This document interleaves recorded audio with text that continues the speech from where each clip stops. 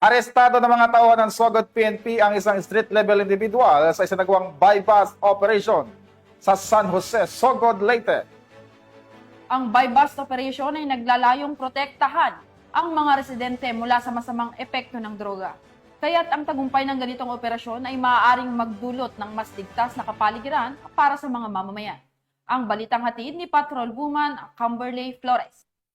Estado ng mga autoridad ang isang street-level individual sa ikinasang buy-bust operation sa barangay San Jose, Sogod, Southern Leyte. Bandang alas 6:50 ng gabi ng ikasang operasyon ng mga tauhan ng Sogod Municipal Police Station sa koordinasyon sa Philippine Drug Enforcement Agency 8. Nakumpiska sa suspect ang 5 pakete ng hinihinalang shabu na may tinatayang timbang na 3.1 gramo nagkakahalaga ng 21,080 pesos, isang genuine 1,000 peso bill na ginamit bilang buy-bust money, kasama ang 2 pirasong 1,000 peso bill bottle money, isang motorsiklo at mga drug paraphernalia. Maharap ang suspect sa kasong paglabag sa Section 5 at 11 ng RA 9165 o Comprehensive Dangerous Drugs Act of 2002. Patuloy ang Sogod PNP katuwang ang iba pang ahensya ng gobyerno sa kampanya laban sa ilegal na droga at iba pang uri ng krimen upang mapanatili ang maayos, ligtas at maunlad na bagong Pilipinas. Mula dito sa Eastern Visayas, ako ang inyong PNN correspondent, Patrolwoman Flores, alagad ng batas, tagataguyod ng Balitang Pulis.